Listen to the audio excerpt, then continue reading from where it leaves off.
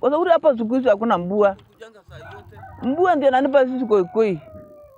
Sisi wa Turkana najua kilima. Lakini mvua paka yake ndio anaharibu sisi. Sisi iko na bidii lakini maji tu ndio sisi nataka. Hapa amekosa mvua sana. Umekosa mvua. Sasa kama mvua ananyesha safari moja. Na hiyo mvua kunyesha hapa haimei. Nyasi haimei. Paka mahali anaingia sasa kupanda. Hata mahali yenyewe imeisha.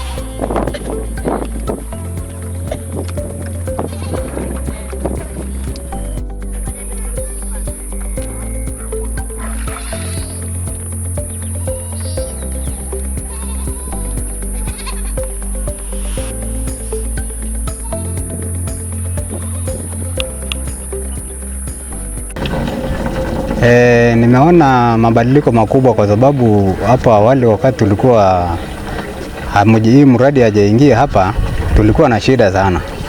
Kuna kisima pia ilikuwa imechimbwa huko kwa Laga, na hiyo kisima mfuko ikishatangulia watu ya kambi hatapata maji. Sasa anashinda mpaka usiku yote akishinda tu huko akitafuta maji.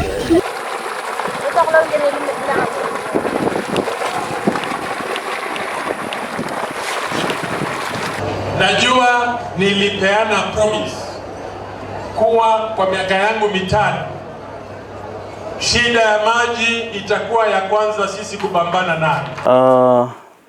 We have various needs for water in terms of users. We have the pastoralist forming a bulk of the water requirement. We've got water for domestic use.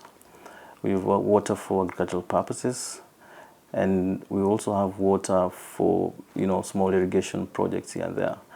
And the bulk of this, because the backbone, or rather the economy of Turkana County is basically pastoralism.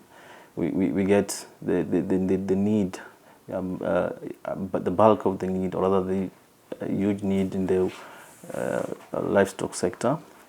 And then we have also domestic use. There is an increase in population in most of the major towns, especially Lodwar and the other eight towns, Kakuma, because of the influx, or also because of the presence of the refugee population. And we find that with the increase in population, these needs keep on increasing day by day.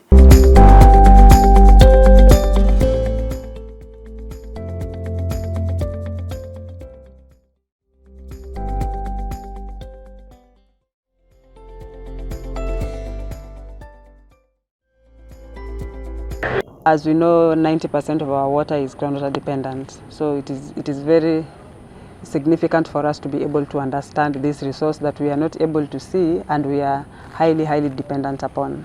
Yeah. It's quite significant because then it gives room for the technical people to be able to give this scientific information to us, and for us to be able to understand that both the social and the science need to merge for us to be able to, that one part doesn't do more and the other part is, because it is through scientific research that now we are able to understand the complexities of an aquifer system. When we say an aquifer system is saline, it might have been one region and the catchment is 4,000 square kilometers. So there's a lot that goes into understanding how the whole system works and how these pockets are, and that's why the department is really working with research institutions to better understand the qualities and to what depth are we able to exploit fresh water, and which depth are we able not to exploit, and even the saline water, are we able to treat it better so that we can be able to use it for other purposes. Ndio ipatikane, tuliweza kufurahia pia wakati tulisemekana kwamba maji hayo yatatumika kwa miaka 70,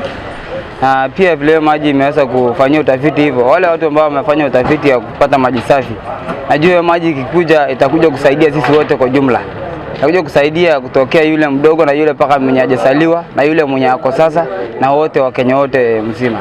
Sasa maji hayo kwanza yanasaidia kwa uhai, kwa sababu uhai kwanza ni kitu muhimu, kwa sababu binadamu hutumia maji, ndio huwa tunategemea.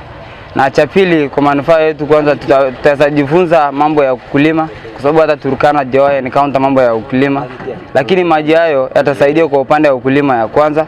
Ya pili itasaidia kwa wanyama wetu, kwa sababu kuna watu wetu wanaishi msituni na hawana maji, huwa wanatumia maji vya kisima zile za mvua. Lakini maji hayo kama imekuja, najua serikali itasaidia kusupply watu maji ili waweze kuwasaidia wao katika mimea zao na pia wanyama wao na wao pia wenyewe.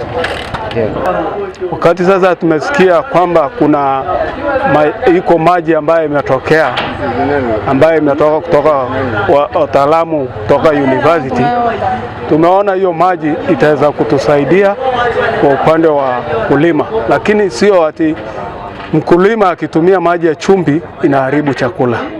Kitu ya kwanza ndio hiyo, lakini kama tutapata ile maji ambayo inasemekana ambayo ni ya ile ambayo ni mzuri, hiyo maji wakijaribu watuletee hata sisi wakulima tupate maji kwa wingi, nafikiria hapa Turkana kwetu hatutakuwa tunatumia mambo ya kuchukua mboga kutoka upande wa Kitale ama kutoka Uganda. Sisi wenyewe tutakuwa tuna supply pia mboga ikielekea kwa hizo area. Naona hii maji itanisaidia sana.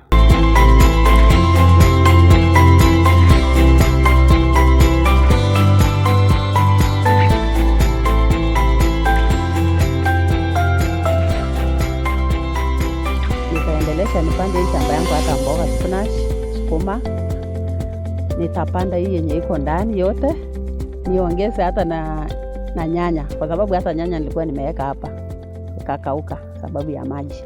Ile maneno yenye nilifanya huko, niliona watu ingawaje mimi siku nini, lakini niliona watu wakipanda, nikaona ukulima iko na faida sana.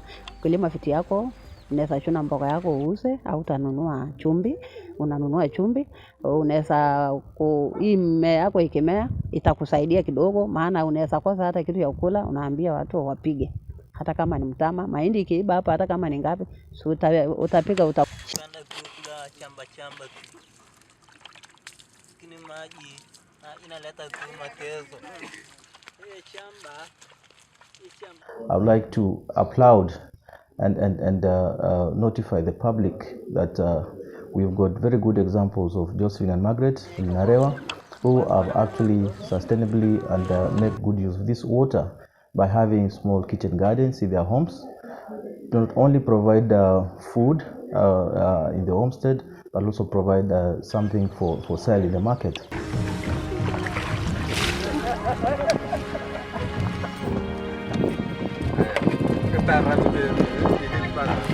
You may remember that in the 90s or in the 80s, you would have drought here after 10 years. But that period actually started to change. We started to experience these impacts of droughts almost after every 5 years.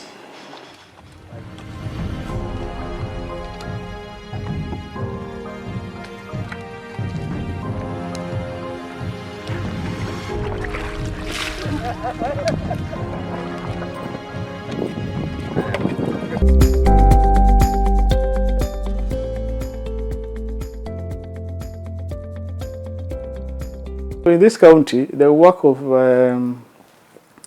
delivering this commodity is not only a preserve of the county government, because of the fact that the county government does not have all the resources it requires to deliver this water.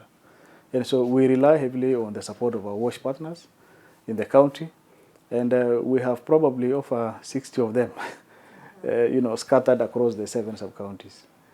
Of course, each one of them is able to support in delivering of these projects depending on the available donor funding that they have. And one of the major partners that we have here is actually UNICEF.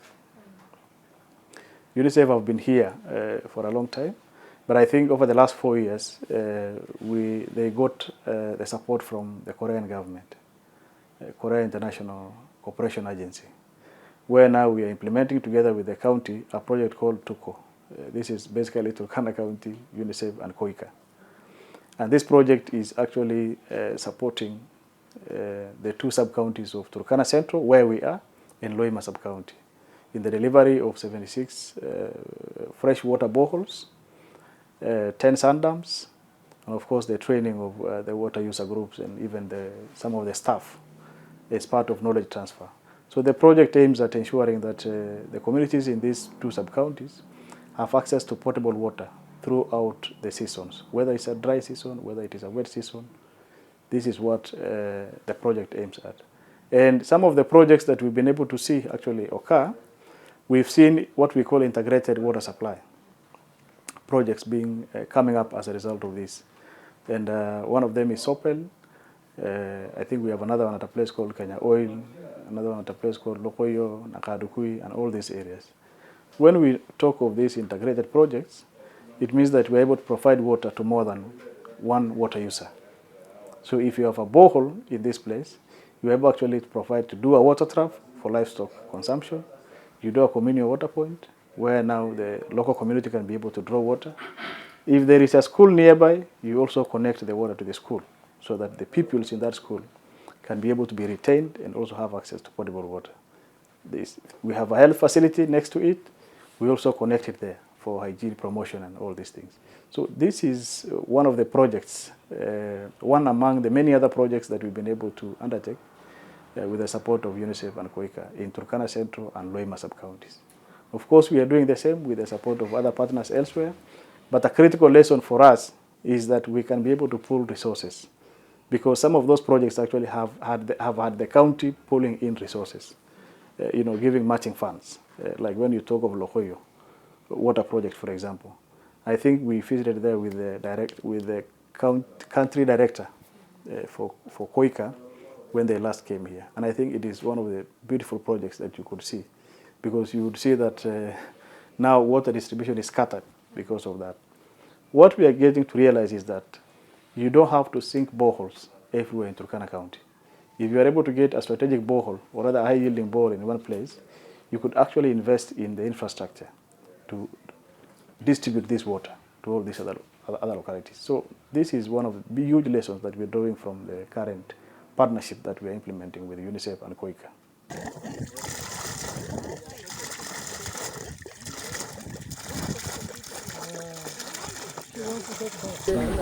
Mimi nikiwa chairman ninakaanga na kamati. Kuna kamati ambayo nimechagua hapa katikati ya kambi kwa hii kiosk. Kuna kamati ambayo inaangalia hii maneno. Wakati mambo inaharibika, basi wanakuja wananiambia hapa kumeharibika. Na mimi kama chairman ninachukua nafasi ya kwenda kuongea na ofisi ya kutengeneza maji ili wakuja watatue hiyo shida. Alafu huko kwa mfuko pia lazima nizungukie nijue wanaendelea namna gani katika maji yao. Mfuko inapata maji kwa njia nzuri na watu wanapata maji kwa njia iliyo sawa. Kwa hivyo hiyo ndio shughuli yangu ambaye nikiwa kama chairman.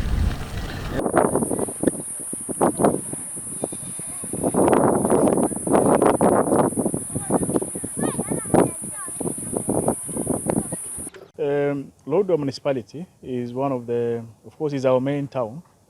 Of course, it is the county headquarters with a population of about 86,000 residents currently residing here. And of course, being an urban area, one of the challenges that comes with urbanization is the demand for water, because you have these huge numbers of people residing in this place, and each of them, by law, is required to have access to potable water. And of course, the existing water infrastructure is not actually sufficient to be able to serve all these individuals. So parts of the town actually have a problem with water, because we are unable actually, the existing infrastructure has not been able to reach all those households. And it is why some of those areas actually currently are water stressed. So what we are doing in the meantime, in the immediate term, is to actually do what we call water tracking for those parts of the urban area. Of course, as we supply the rest of the municipality with a clean and potable water through piping that currently exists. So in terms of policy-wise, of course, we are currently of course, today reviewing the Lodwar Municipality 25-year water draft master plan. And this is supported by UNICEF. And so engagements have already begun. And today, I think over the last 5 months, we've had discussions with the partners around here. And of course, today, the draft is being presented to the stakeholders, the WASH stakeholders or WASH family in Turkana County for their input and of course, so that we refine the draft before now we can be able to validate the final document. And going forward, as a county, we would like, especially in these major towns, having established the two water companies, that's the urban and the Turkana County sewerage and urban and sewerage company and the rural company, in an attempt to meet these needs in improving provision of these services. Currently, we have in Lodwar, for instance, Lowasco being the water service provider. We would like to, going forward, to increase efficiency and to be able to enable people, because of the influx or increase in population, to get access to this noble resource called water. Thank you. Good.